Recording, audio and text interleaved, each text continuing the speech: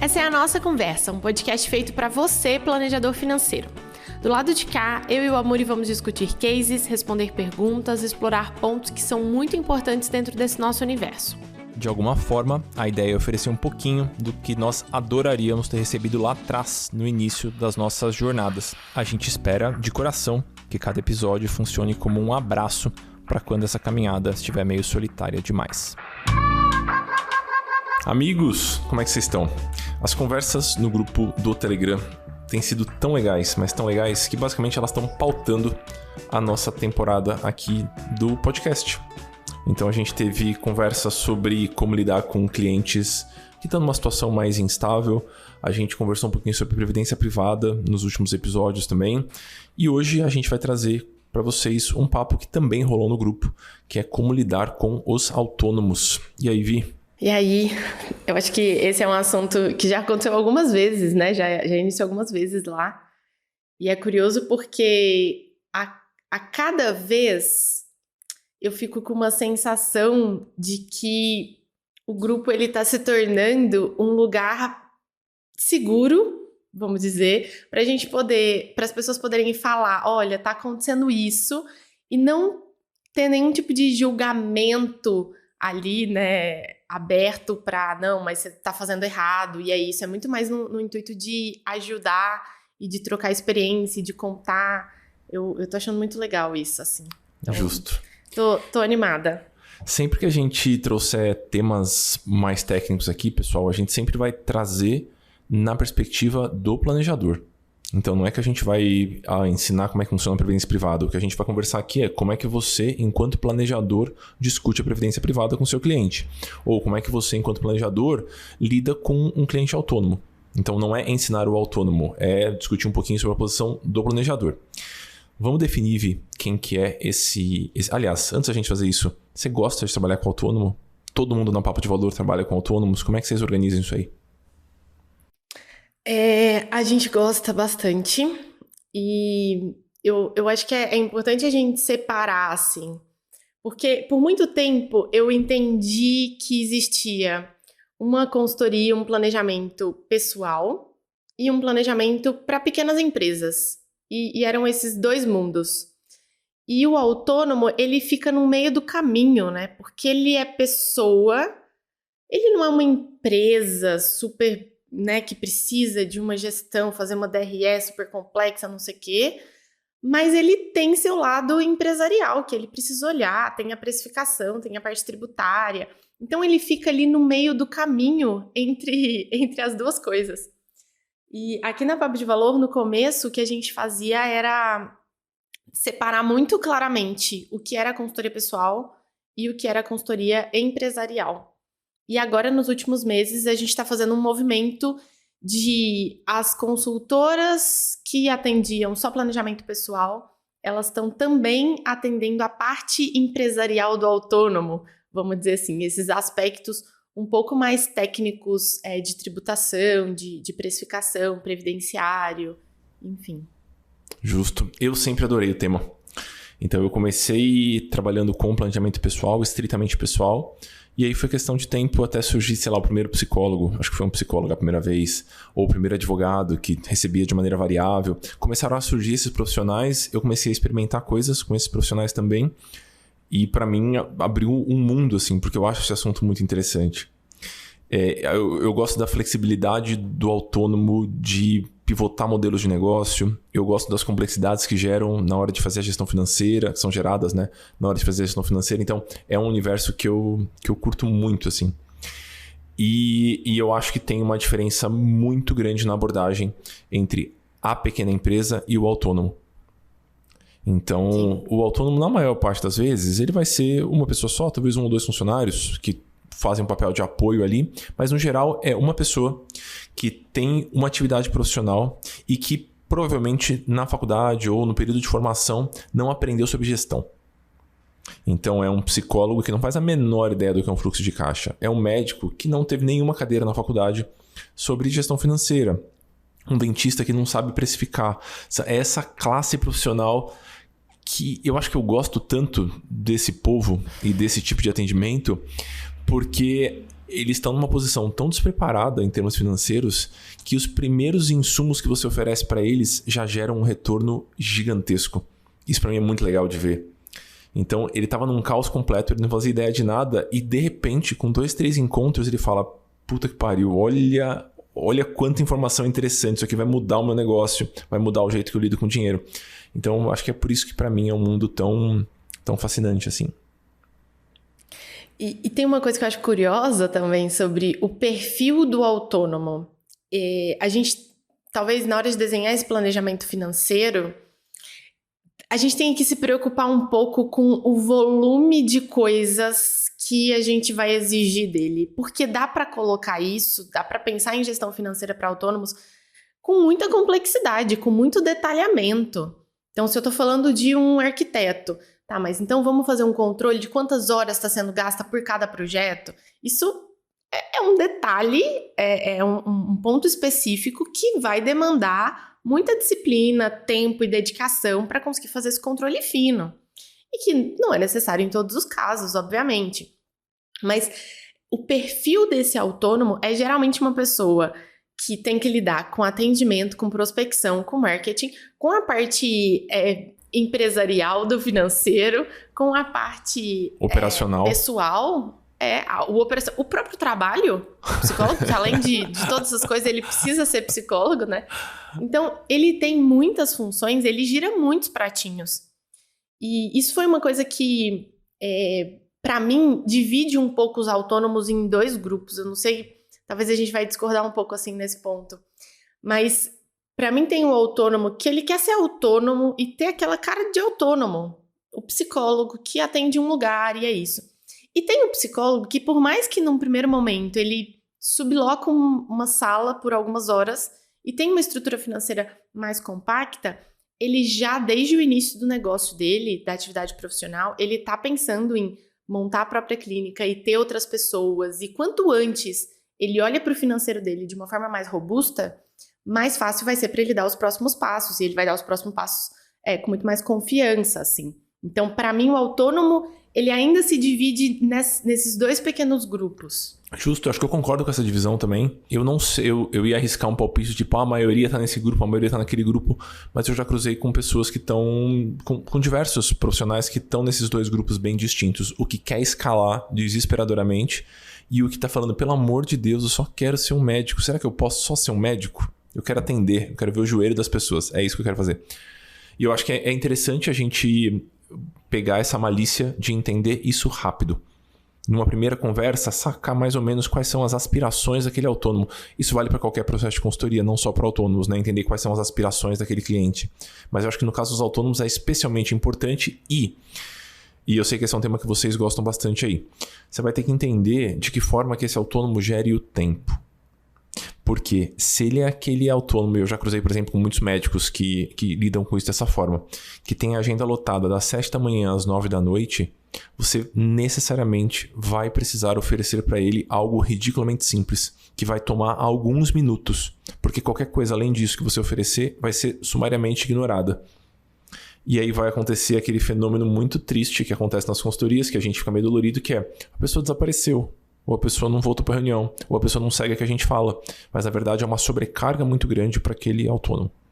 Sim. Vi, eu tenho um norte grande quando eu vou falar com autônomos. Isso muito por conta do Finanças para Autônomos, do programa também. E no livro também é isso que eu abordo. Eu tento sempre empurrar esse autônomo por 3 momentos. O primeiro momento eu chamo de caos completo, é quando ele não tem a menor noção de nada, então ele não sabe número nenhum. O segundo momento, ele tem alguma noção, ainda não separou as contas, ainda talvez não abriu um CNPJ. E o terceiro momento, quando ele consegue se enxergar como empresa. Eu vou empurrando o autônomo para esse terceiro momento, porque eu acho que na maior parte dos cenários é o melhor. Queria te escutar um pouquinho sobre isso. Como é que vocês conduzem esse papo com os autônomos por aí? Aqui a história da separação de contas, ela é assim, a primeira coisa, antes de dar bom dia, as contas estão separadas? Não, então por quê? O que a gente precisa fazer para poder separar essas contas? Aí depois a gente começa. É a primeira coisa que a gente faz, Porque a gente percebeu, lidando com os autônomos, que isso simplifica muito os outros processos. Vou dar um exemplo. No caso de uma estrutura compacta, né, de serviços, os clientes pagam e ele, né, paga ali algumas despesas que tem ao longo do mês e é isso. Se essa conta está separada, ainda que seja uma conta pessoa física, quando eu falo conta separada, não é um CNPJ, um contador, tudo bonitinho, não. É uma conta que é separada. Pode ser, se recebe dinheiro, pode ser uma caixinha dentro do escritório. Se essa conta está separada, eu consigo simplesmente ver o saldo no início do mês, o saldo no final do mês, e eu sei o quanto aquela atividade profissional está me dando a cada mês. Se faz retiradas pontuais, consigo somar ali tudo que foi retirada para a própria conta e a gente sabe quanto que está saindo da atividade profissional e entrando como renda para a vida pessoal. Então, isso, ainda que a pessoa não tenha nenhum tipo de controle, só essa separação de contas, eu acho que já traz uma noção grande do que está acontecendo. Não necessariamente na atividade profissional em si, mas no quanto a gente consegue considerar de salário, de renda mensal para essa pessoa estipular o padrão de vida pessoal dela. Justo. Então aqui a gente é regra, assim, essa história da separação. Em pouquíssimos casos, eu acho que tem alguns casos que a separação no início ela não é possível, a gente precisa destravar várias coisas antes, e às vezes ela nem acontece de uma forma tão cravadinha, mas é exceção. Quais argumentações, Vi, você utiliza para defender o cliente que está um pouquinho reticente? Porque às vezes ele está confortável na baguncinha dele. Né? Eu vou sugerir algumas aqui, aí você me complementa e a gente vai trocando. A noção de salário, receber um salário de uma vez só numa conta e saber que esse é o dinheiro que você pode usar para sua vida pessoal, costuma ser muito confortável. Então a gente brinca que a gente é vida louca e gosta de quebrar rotina, mas na verdade, em termos financeiros, é para ser bem tranquilinho. Então é uma coisa que as pessoas geralmente gostam, é um argumento que eu sempre utilizo. Ponto número 1. Ponto número 2 é esse que você trouxe.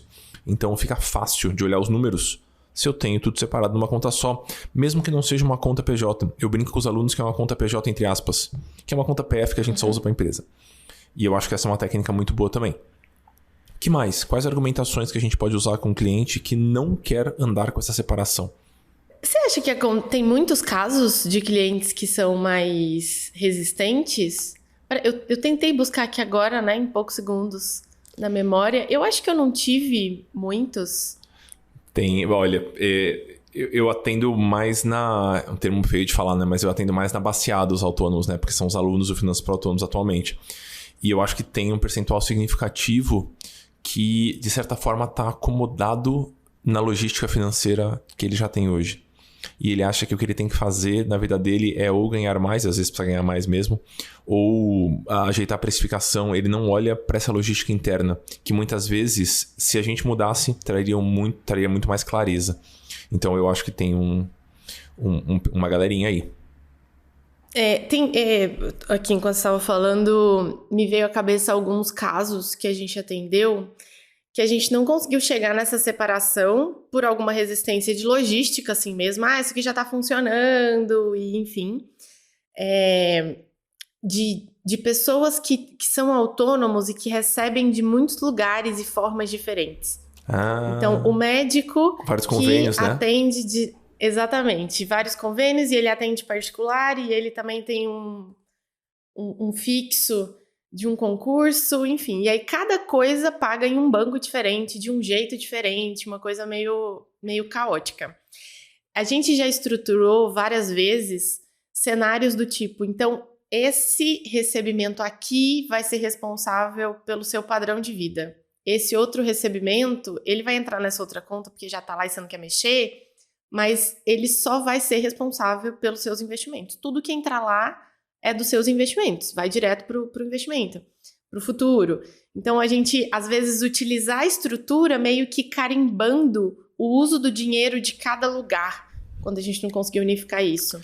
Eu acho que num processo de consultoria, que vocês estão acompanhando de perto a pessoa por mais tempo, eu acho que funciona.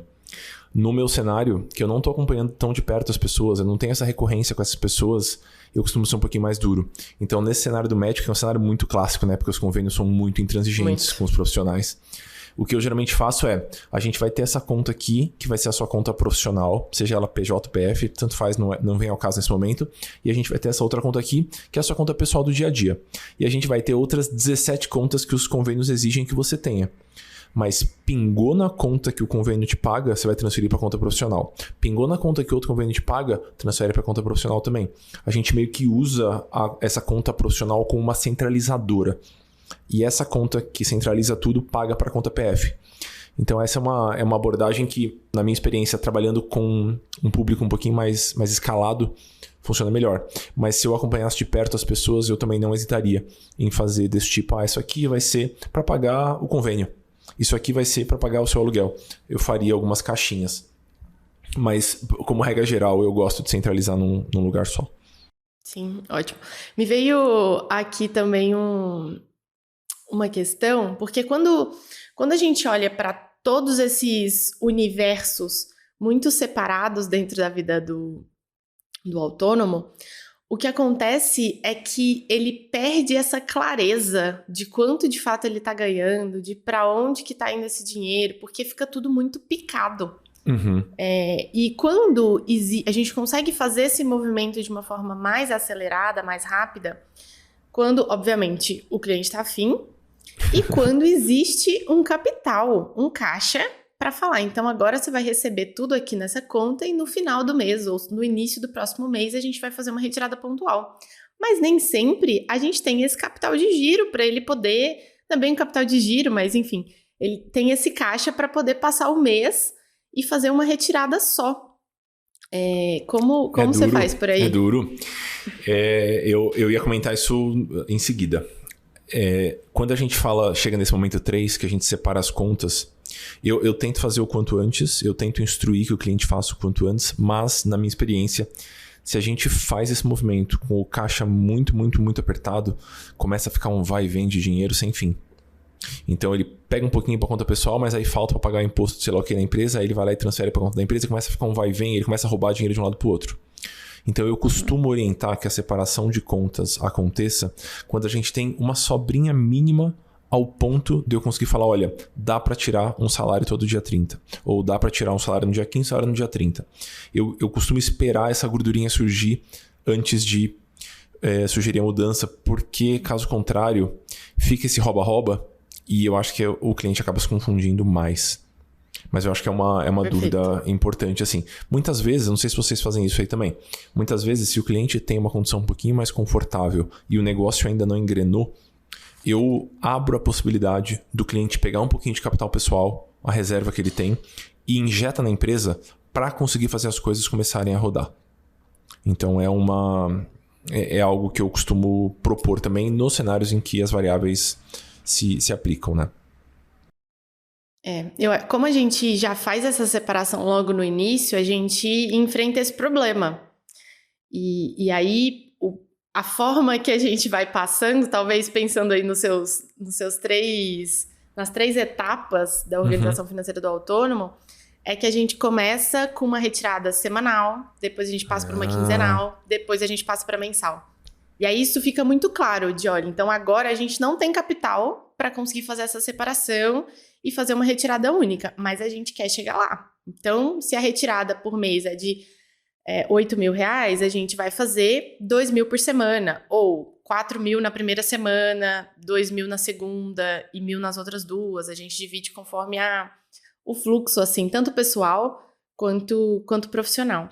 E é comum, às vezes, a gente até, em algum momento, conseguir chegar na retirada mensal, mas a gente ficar com isso um pouco separado, assim, eu acho uma coisa, na minha vida não faria muito sentido, no meu olhar enquanto consultora, seria melhor resolver isso logo no começo do mês, mas isso foi uma demanda de alguns clientes, e aí o planejamento é do cliente, né? A gente tá ali para poder conduzir. E aí a gente fica com a retirada no primeiro dia do útil, por exemplo, que é a retirada pessoal, o prolabore, o salário para poder passar o mês. E uma retirada no dia 15, por exemplo, que vai exclusivamente para os investimentos, para os projetos e para a aposentadoria. Então, deixar essa retirada até separada em dias distanciados para não correr o risco de levar isso de uma forma errada, assim, acabar gastando com outra coisa. Justíssimo, justíssimo. Então, acho que a gente conversou um pouquinho sobre logística. Queria conversar um pouquinho sobre uma situação que eu enfrento com a maior parte dos autônomos. Eles estão cobrando errado. Eles estão cobrando muito barato. A maior parte dos autônomos cobra muito barato. Essa é a minha percepção. Às vezes eu faço rodas de conversa com autônomos, e na época que era presencial eu fazia bastante isso. Eu falo, pessoal, a gente está em 30 pessoas aqui. Eu aposto que dessas 30, 25 estão cobrando mais barato do que deveriam. Vocês concordam comigo? E aí eles começam a se olhar, tipo, quem são os 5 que estão cobrando certo e quem são os 25 que estão cobrando muito barato. É a minha sensação. Então, muitas vezes, o começo da consultoria com autônomo é um grande choque de realidade. É você olhar para os números daquele autônomo e mostrar para ele, olha, com esse preço, não importa o quanto você trabalhe, vai ser sempre uma vida financeira apertada. A gente vai olhar para isso agora, você vai continuar patinando nisso, sofrendo por mais um tempo. Você tem essa sensação? Eu queria perguntar nas consultorias individuais e na mentoria, que eu sei que vocês oferecem, que é um produto super legal. Então, eu queria que você contasse um pouquinho também a história da precificação. Ai, sim, muito, muito. E eu acho que eu já indiquei esse livro aqui algumas vezes, mas eu sempre recomendo para qualquer pessoa que vende serviço, que é Vendendo o Invisível. Ele fala um pouquinho de marketing, de comunicação, um pouco de precificação e vendas, assim.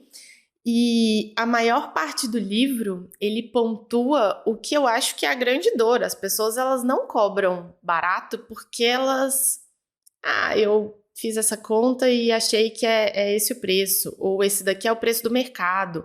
Ou não, elas cobram porque elas acham que elas não podem cobrar mais caro. É psicológico mesmo, assim. Não é financeiro, não é o mercado. É elas com elas. Né? Então, isso é difícil de vencer, porque existem muitas barreiras ali na hora do autônomo lidar com isso. Ele acha que não, ele vai perder os clientes, e a gente costuma falar, tá, você vai perder alguns, e tá tudo bem. E vai continuar sendo melhor financeiramente se você perder alguns clientes, não tem problema. Essa argumentação, ela é muito poderosa, na minha opinião. Eu costumo fazer assim, ó. É um exercício extremo, não dá pra gente... A gente precisa colocar ressalvas, mas é um exercício válido, na minha opinião, né? Eu faço a seguinte pergunta para o autônomo. Você cobra 100 hoje, né? Se você dobrar o seu preço hoje, você vai perder metade dos seus clientes? Aí o cliente fala, acho que metade não.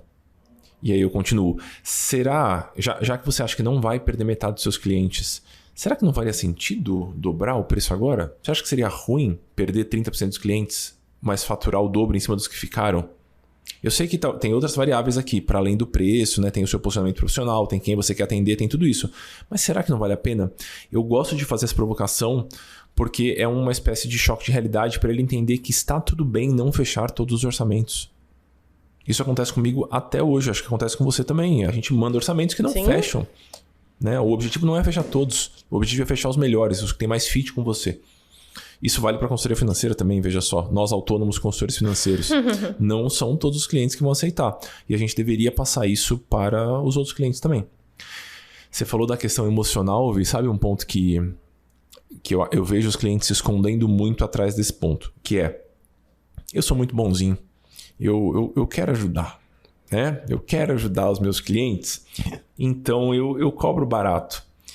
E aí, conforme eu vou ganhando intimidade com o cliente, eu vou apertando essa história, e apertando essa história, e apertando histórias. E muitas vezes, a gente chega no seguinte ponto: você não quer cobrar mais, ou porque você não acredita de verdade que o seu produto vale. Ponto número 1. Ponto número 2, você tem medo de ser visto como uma pessoa mercenária, que trabalha por dinheiro, como se isso fosse um crime.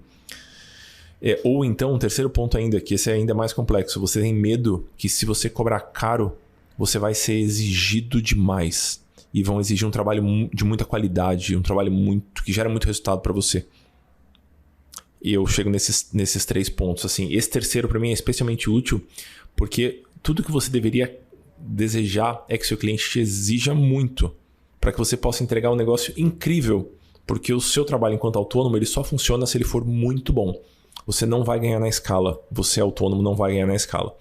Então eu gosto bastante de usar esse discurso com os clientes. Às vezes a gente até olha de uma forma mais direta quando é um cliente que tem poucos clientes. Então, um psicólogo que atende 30 pessoas. Então, abre aqui seus 30 pacientes. Então, Esse vamos exercício olhar é um a ótimo um. mesmo. Quem te abandonaria? Quem fala, não pago se a gente aumentar 50% do valor? Então, às vezes a gente vai até entendendo, assim, dentro da estrutura do próprio cliente nosso, até onde dá para ir, e claro, fazendo todas essas ressalvas, assim, que você trouxe, que eu acho que são importantes. Não é que o caminho do financeiro do autônomo tem que partir de onde eu vou ganhar mais dinheiro. Mas ele precisa olhar para isso. Sim. Assim, não dá. Às vezes eu faço um recorte agora esquece, não é você que é essa empresa, não são esses os pacientes, vamos pensar isso daqui só como empresa, isso aqui é um negócio. É só um negócio, vamos tirar o emocional dessa estrutura. E qual negócio você acha que teria um ritmo um pouco melhor? Porque quando a gente faz esse movimento de aumentar o preço e diminuir os clientes pela metade, tem toda uma questão de volume de trabalho, né, envolvido. Que é gostosa, então, né? Impactar... É um alívio, Jesus. Isso vai impactar muito. E eu me arrisco a dizer que esse aumento que geralmente a gente precisa sugerir para os nossos clientes de consultoria, para os autônomos, ele não é um aumento que agora mudou completamente o nicho que esse autônomo atende. Não é. É só porque ele não teve coragem de olhar para uma inflação de 10% agora no último ano e falar, eu vou reajustar 10%, porque reajustando 10% não estou reajustando nada, eu só estou corrigindo o meu valor. Ontem eu recebi enfim, isso é difícil. De uma aluna que é professora de espanhol. Aí ela ia mudar o preço dela de 100 para 105 a hora. Eu falei, Rafaela do céu, pelo amor de Deus, como assim? Como assim? Você vai aumentar R$5 no valor da hora? Sendo que a inflação já te mandaria aumentar 10 e ela estava sem aumentar preço já há um bom tempo. Então, muitas vezes é o nosso papel enquanto planejadores dar esse choque de realidade nos clientes. E na maior parte das vezes rola uma resistência, rola um choque inicial, mas uma vez que eles fazem isso, surge meu Deus, por que eu não fiz antes? Porque as contas passam a fechar, todo mundo adora quando a conta fecha, dá para pagar os boletos, as pessoas vão felizes para casa. Sobre essa questão da inflação, eu nem costumo chamar isso de vamos fazer um reajuste na precificação e vamos mudar os nossos preços. É uma pauta sempre na virada de ano, às vezes na virada de ano, às vezes com alguns clientes a gente faz isso ao longo do ano de uma outra forma, mas só para novos clientes primeiro e depois a gente vai fazendo com os antigos, enfim. E aí é olhar para isso e falar, olha, a inflação esse ano foi 10%, e aí para a gente poder manter, a gente tem que corrigir os valores. A gente vai, além da correção de valores, fazer algum reajuste de preço? Porque o seu trabalho está diferente, ou porque o modelo está um pouco diferente, ou porque... Então é assim, existe reajuste de inflação que isso aqui não está na pauta para ser discutido. Eu gosto de falar, os seus clientes autônomos, e eu falo isso para os meus clientes também, vocês não têm chefe, vocês não vão ser reconhecidos, alguém não vai chegar para você e falar, agora a sua hora vale 120, antes valia 100. Ninguém vai falar isso nunca. É diferente de você ter chefe, né? Sei lá, a Vivi tem as funcionárias dela ali, eu tenho a Camila e a Elo que trabalham comigo. Eu sou o chefe delas, e eu vou falar para elas, cara, a gente vai fazer um aumento aqui porque o seu trabalho mudou XYZ. No caso do autônomo, ninguém vai fazer isso. O chefe não existe, é você que vai ter que fazer. Então, eu costumo ser bem enfático com isso, assim. E, muitas vezes, o que eu acabo ajudando, porque é uma área que eu gosto, assim, eu acabo ajudando na comunicação disso. Porque a gente pode dar a mesma notícia, a mesma mensagem, falando X ou falando Y. E, muitas vezes, o cliente tá precisando dessa ajudinha. Você costuma entrar nesse pedaço, Vi? Pouco. Mas com alguns clientes mais específicos, assim.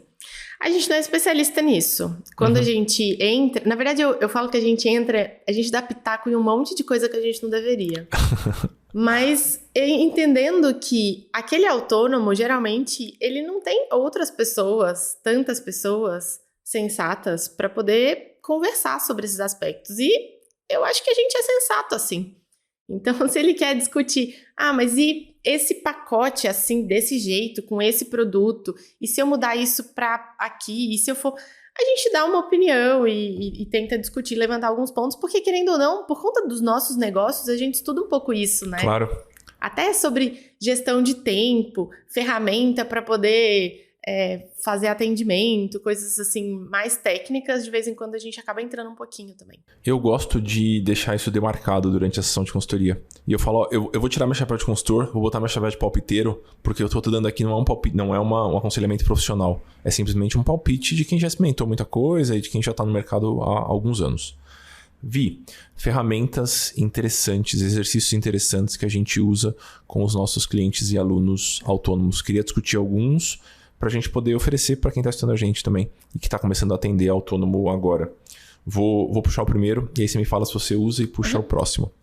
Eu uso um exercício que eu gosto de chamar de potencial máximo de faturamento. E é sempre um exercício meio chocante. Então, qual que é a ideia? A ideia é fazer com que o cliente enxergue o que aconteceria se absolutamente tudo desse certo num determinado mês. Então, pegando o exemplo do psicólogo ali que você trouxe, né? Ele está disposto a atender 20 clientes por semana. Isso quer dizer que ele consegue fazer 80 atendimentos no mês e o custo do atendimento dele é R$100. Então, o faturamento máximo dele é R$8.000. Eu costumo fazer com que esse cliente entenda que esse é o teto. Se absolutamente tudo casar, se ninguém cancelar, se ninguém der calote, se nenhum slot ficar vazio na agenda dessa pessoa, esse é o potencial máximo de faturamento. E aí a gente faz perguntas difíceis, pelo menos eu faço. Olha, se esse valor que está aqui, que é o valor que vai rolar, se tudo der certo, se este valor não te deixa satisfeito, a gente tem um grande problema de modelo de negócio. Se esse valor te deixa satisfeito e você considera completamente irreal a possibilidade de alcançar esse valor, a gente tem um problema também. Então eu gosto de fazer esse exercício para deixar isso claro para o cliente. Vocês fazem algo parecido por aí? De potencial de faturamento? Fazemos. A gente, no nosso potencial máximo, a gente, mesmo nele, considera um percentual abaixo de 80%. A gente joga 80%, assim, a gente reduz uns 20% nele, porque o cenário ideal, eu entendo que ele nunca vai acontecer. Sempre alguém vai cancelar, sempre. Um dia você vai ter que ir no banco resolver alguma coisa ou ir no cartório.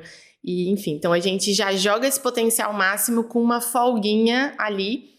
Essa folga, na verdade, não no valor final, mas a gente acaba considerando ela na hora que a gente desenha as horas trabalhadas, a quantidade de clientes atendidos. Então a gente considera ela nesse outro lugar, né? O máximo de clientes atendidos, que na verdade a gente deixa uma folga. Então, se a gente está falando desse psicólogo que poderia atender 20 por semana, a gente faria a projeção máxima com 16, por exemplo. Tirando 20%. Exato. Ali. Justo. Exato. Acho que a gente vai chegar em lugares parecidos, né? Aplicando os 20, o 0,8 no final dos 8.000, chegaria em 6.400, é a mesma coisa. Sim. No cenário inverso. Sim. E aqui a gente... A depender da resposta aí dessas perguntas, porque na hora que a gente vai fazendo essa conta, é muito curioso, né? A reação do autônomo. Às vezes ele olha e fala, nossa, mas tem alguma coisa errada. Já ouvi algumas vezes. Tem alguma coisa errada com essa conta. Nunca vou dar conta de ganhar isso fazendo o que eu faço. Ou às vezes ele fala, não, mas hoje a minha agenda não tá cheia e eu já consigo chegar perto disso. Porque a pessoa tá trabalhando à noite, sábado, na hora do almoço, de madrugada, final de semana. Isso é muito comum pro autônomo, principalmente pro autônomo arquiteto, que não tem o atendimento direto. O trabalho dele não é só direto com o cliente / paciente. Então, às vezes, essa análise do potencial máximo de faturamento, quando a gente pensa em quantidade de trabalho que pode ser desenvolvido, isso acaba sendo mascarado um pouco. São poucos autônomos que, eu começo a trabalhar a tal hora e eu paro a tal hora, que são disciplinados, assim como você, amor. Eu, no caso, não sou. Esses dias... Essa semana não. Ontem, acordei 3 da manhã. Meu Deus pensei, do céu. não, vou voltar a dormir, né? Peguei o celular, olhei, era 3 da manhã, vou voltar a dormir. E aí, só que eu já tava desperta, eu tinha dormido 8h30. Tinha deitado 8h30. Então, meio que já tinha chegado numa quantidade de horas ok para um dia não muito bom. E aí, eu falei, quer saber? Vou levantar. E aí, levantei e comecei a trabalhar. Trabalhei das 3 às 5. O Rafa tem sono leve? Eu tava... Não, Rafael deita, morre e no outro dia ele acorda. Não vê nada que tá acontecendo. Então, às vezes, isso acontece... Tinha muito tempo, tinha acho que mais de ano que isso não acontecia. Mas aconteceu ontem. E a gente vai. No final de semana eu trabalhei sábado e domingo, porque amanhã tô indo pra Brasília encontrar o Amor pra gente poder avançar algumas coisas. Então, antecipei um pouquinho do trabalho. E assim... acontece. E o autônomo, na hora de a gente colocar isso, porque é lindo no papel, né? Eu colocar, não, consigo atender 53 clientes. Pode botar aí, 53 clientes, eu consigo prospectar. Mas a vida vira um caos. E a gente tem que tomar cuidado. Eu acho que aqui a gente assume um papel de consultor que tem que trazer o autônomo pro chão, sabe? Falar, não, vem cá. Vamos colocar os pés no chão, vamos entender isso aqui na vida real. Porque na planilha qualquer coisa funciona.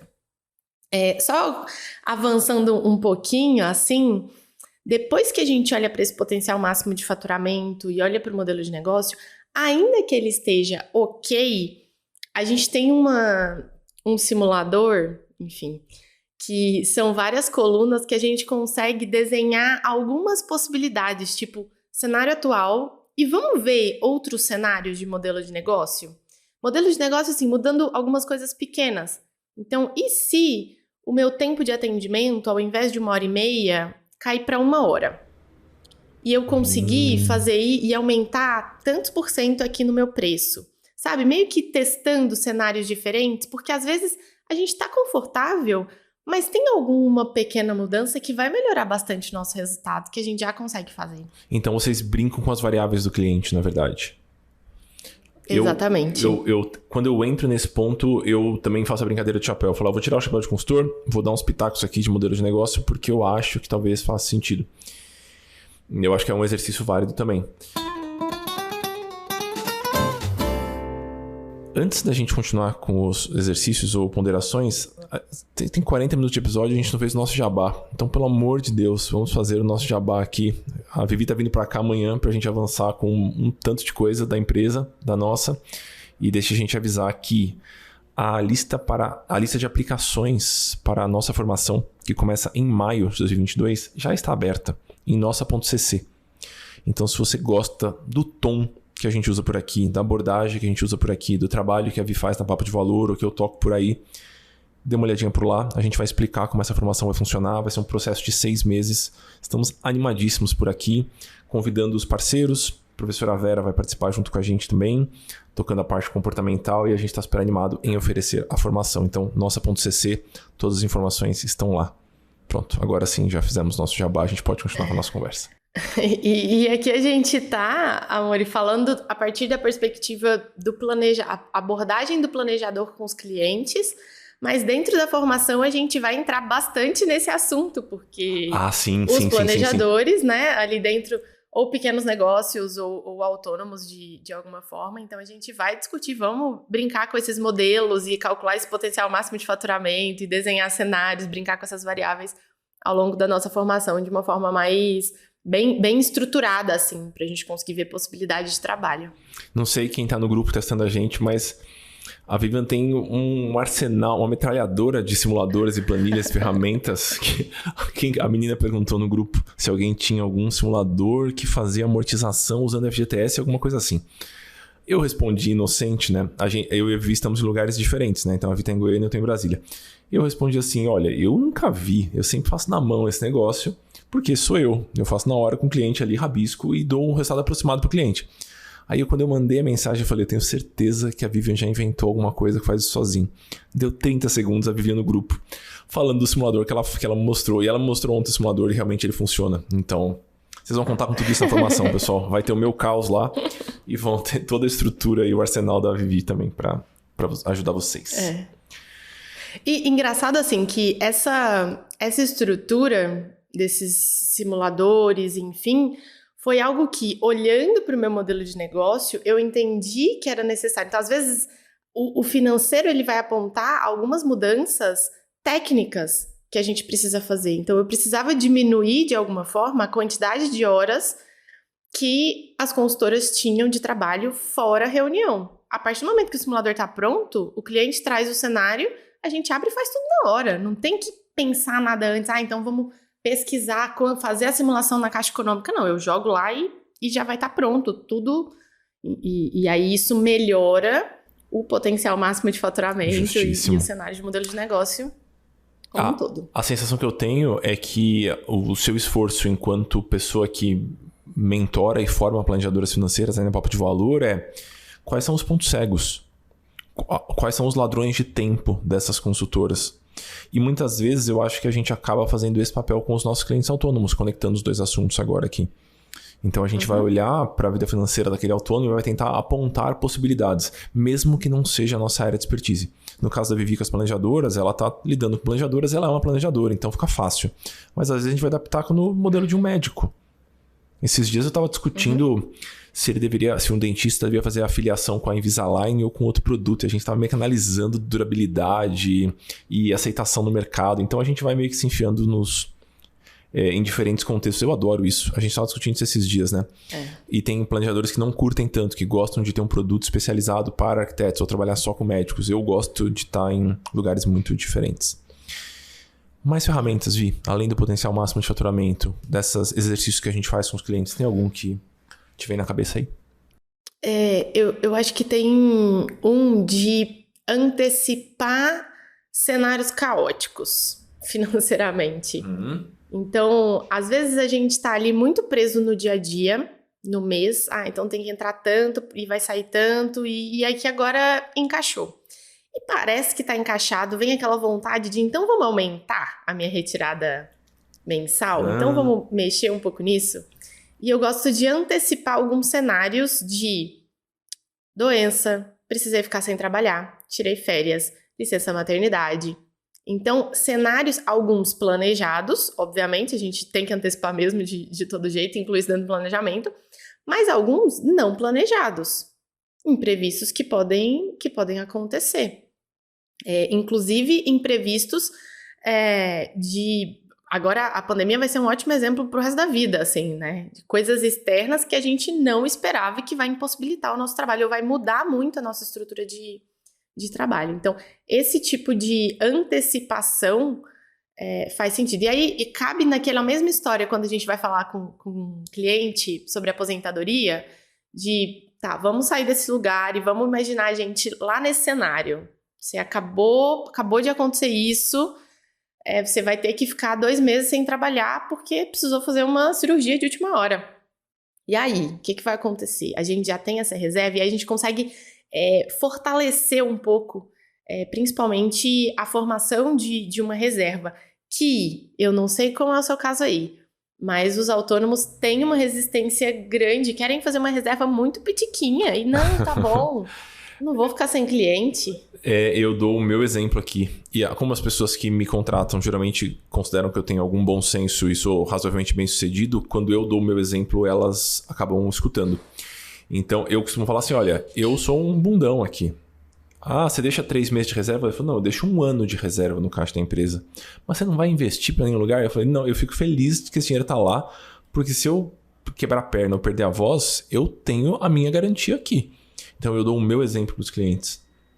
E eu acabo até dando detalhes do meu modelo de negócio. Por exemplo, as principais entradas da minha empresa são em abril e em outubro, que são quando eu abro as turmas dos programas de acompanhamento, né?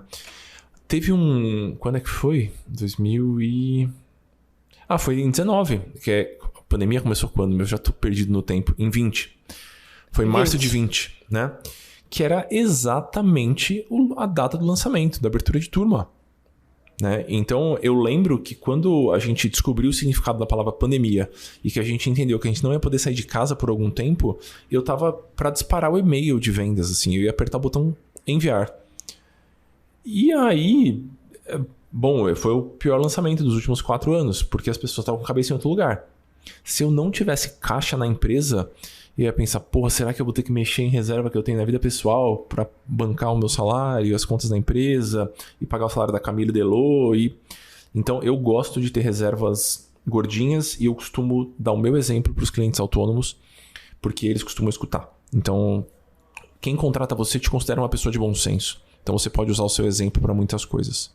Mas assim, se o seu exemplo, você que está escutando a gente, planejador, se o seu exemplo é eu tenho só um mês, acho que eu não preciso, não dê o seu exemplo. É isso. Vi, você já decretou o fracasso ou a inviabilidade de algum cliente autônomo seu? Autônomo, acho que não. Mas pequenos negócios, alguns. E é dolorido, né? Bem dolorido. Mas autônomo, na verdade, a gente olha para o modelo e não, isso aqui não está encaixando. Meio que a gente tem possibilidades mais fáceis assim, né? Com muitas aspas. De mudar o modelo, mudar a atividade ou coisa assim. De mudar o modelo. Diferente de um pequeno negócio que geralmente tem uma estrutura um pouco mais robusta. Então, talvez até tenha acontecido, mas me marcou pouco, assim. Porque rápido já fui para a solução para a gente poder se movimentar. Eu sinto que já aconteceu comigo algumas vezes e como o autônomo tem a identidade pessoal muito atrelada ao que ele faz da vida profissional dele, por exemplo, ele é um médico, ele é um massagista, ele é um psicólogo, tá tudo muito, muito grudadinho ali.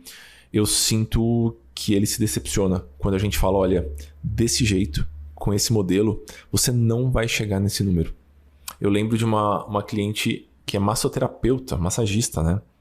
Bem formada, assim, uma carreira, assim, uma formação muito sólida. E a gente começou a fazer os exercícios e ela precisava, acho que, de 8 mil por mês para viver, assim, que ela estava pagando a faculdade da filha, uma história mais complicada. E a conclusão que a gente chegou, olhando para os números, olhando para os concorrentes, olhando para o que ela oferecia, é que ela não ia chegar nesse valor com constância. Não importa o quanto você aperta aqui e ali, você não ia chegar. E eu lembro da decepção, né? E eu conversei com essa pessoa recentemente, e em outro contexto. E aí ela falou, olha, que bom que eu parei naquela época. Ela arrumou um emprego. Ela voltou para a vida CLT, normal, assim. E faz nos espaços vazios da agenda, ela oferece o trabalho com a massoterapia. Mas foi duro na época. Porque não importa o quanto a gente manipulasse o modelo de negócio, ela não ia chegar em 8 mil mês com a massagem. Do jeito que ela estava acostumada a trabalhar. Eu percebo que às vezes esse choque de realidade, ele acontece muito em função de horas trabalhadas, clientes atendidos, preço. Uhum. Né? Então, se as 3 variáveis estão travadas, não consigo mexer em preço por alguma questão de mercado, porque às vezes não tem como mexer mesmo, não é uma atividade que, enfim, muito valorizada e ok. Às vezes é porque a pessoa tem menos horas disponíveis. Sim. Por alguma outra questão pessoal. Aí, às vezes acontece um pouco desse choque de realidade. E é difícil quando isso vem, acho que aí vai muito do bom senso do planejador de entender até onde vai o nosso trabalho. Da pessoa, do autônomo, falar, tá, e o que eu faço? Você acha que eu procuro emprego? Você acha que é melhor estudar para concurso? Essa pergunta é dura, sabe? né? Essa pergunta é dura, já aconteceu com certeza aí. Sim. No começo, é engraçado, né? Eu me apegava muito à identidade que aquele autônomo já tinha construído. E eu falava, claro que a gente vai conseguir, a gente vai mudar o modelo aqui e ali. E agora, com um pouquinho mais de bagagem, eu sei que as pessoas vão sair do outro lado, elas vão inventar outra coisa, elas vão se preocupar com outras coisas, elas vão arrumar um outro caminho. Então eu tenho um pouquinho menos de... Não é menos apreço, mas um pouquinho menos de apego à identidade profissional que aquele autônomo construiu. Porque eu sei que a pessoa pode ser feliz de outro jeito. Ela pode arrumar um emprego ali e fazer outra coisa. Às vezes eu não tenho muitos dedos em decretar que, olha, na minha opinião, se você quiser ajuda para continuar sendo autônomo e refazer isso aqui, eu vou estar aqui, eu vou te ajudar. Mas se eu tivesse que dar uma opinião agora, com essas variáveis que a gente tem na mesa, eu fecharia a empresa. Já aconteceu algumas vezes, não foram poucas, mais de 10. Então, é duro, mas vale pra gente lembrar sempre que aquilo é uma atividade profissional. Não é a sua vida que tá ali. Não é o seu relacionamento, não é o seu círculo de amigos, é a sua atividade profissional. Eu tento me lembrar disso o tempo todo. Conforme as coisas vão ganhando escala e eu virei um consultor financeiro e uma pessoa que fala de dinheiro na internet, não, eu também jogo handball, eu também sei mexer em computador, eu também, sei lá, faço outras coisas da minha vida. Acho bom ter essa distinção, acho saudável ter essa distinção. Sim, tem um exercício Eu me recordo no começo da pandemia que o Murilo Gun liberou alguns cursos dele. Inclusive estão todos liberados gratuitamente no YouTube, são maravilhosos. E eu fiz um que chama Reaprendizagem Criativa. E aí tem uma pergunta que ele faz logo no começo do curso. E, na verdade, não uma pergunta. Ele instiga a gente a explicar quem a gente é sem dizer o que a gente faz. E eu fiquei várias semanas pensando nisso, assim. Porque a gente, em algum momento, virou uma chavinha de agora eu tenho que trabalhar e agora eu tenho que ter uma carreira. E a gente passa a viver em função daquilo. Parece que a gente esquece mesmo quem a gente é. Eu tenho a sensação acho que isso é importante. Estamos abrindo um mega parênteses aqui, mas é só porque eu acho essa conversa muito interessante também. A gente não vai cortar isso do episódio, pessoal. A gente vai ficar com o nosso papo aqui. Eu acho que isso é uma cultura um pouco latina que absorveu do mundo americano. Porque a Gabi, ela fez um pedaço da faculdade dela em Londres. E ela conheceu um tanto de gente lá. E tem dois amigos que são meio que irmãos dela, assim, que são 2 franceses, né? O Thomas e o Edouard. E aí eu conheci essa turma aí, né? E eu não falo um cato de francês, né? E o inglês deles é meio sofrido, assim. Mas a gente tava tentando conversar. E a gente passou dias juntos, batendo papo, assim, e conversando e tudo mais. E aí a gente se despediu, eu segui viagem com a Gabriela. E eu falei, o que eles fazem pra ganhar dinheiro, assim? E ela olhou pra mim e falou, eu acho que eu não sei também muito bem com o que eles trabalham, assim. Eles não falam muito disso, eles não se preocupam muito com isso também. Pra eles o trabalho é um lance meio que no caso deles, das 9 às 5 e caiu a caneta, vai embora pra casa. Eles não se definem muito pela vida profissional. Eu acho isso interessante, assim, é uma coisa mais europeia, talvez. Eu acho que a pirâmide salarial é mais achatada também. Então, com o que você trabalha, interfere menos no seu círculo social. Acho esse ponto super interessante também. Esse é o maior parênteses que a gente já fez na história deste podcast. É isso, amigos. Temos um episódio? Temos um episódio. A gente tá se cuidando para fazer com que os episódios tenham 45, 50 minutos, não mais do que isso. Que é uma louça muito bem lavada ou um exercício muito bem feito. Enfim, pra gente não trazer aqui programa sem fim pra vocês. Valeu, né? Acho que deu pra gente passar por muitos pontos. Sim, e ontem o Amuri deu uma informação um pouco chocante. Meu Deus. E a informação que a gente tem muitos episódios ainda nessa temporada. A gente não definiu todos os temas ainda. Então, se você tem alguma sugestão de tema que você gostaria que a gente falasse, pode deixar lá no nosso grupo, manda por e-mail pra gente, enfim, fica à vontade, faz contato com a gente que a gente quer escutar vocês. É isso. Queridos, obrigado, espero que vocês tenham curtido. Semana que vem temos o nosso próximo episódio. Esse é o interfone do escritório da Vivian, que tá tocando agora sem parar. E com isso a gente se despede. Beijo grande, seguimos! Tchau, tchau.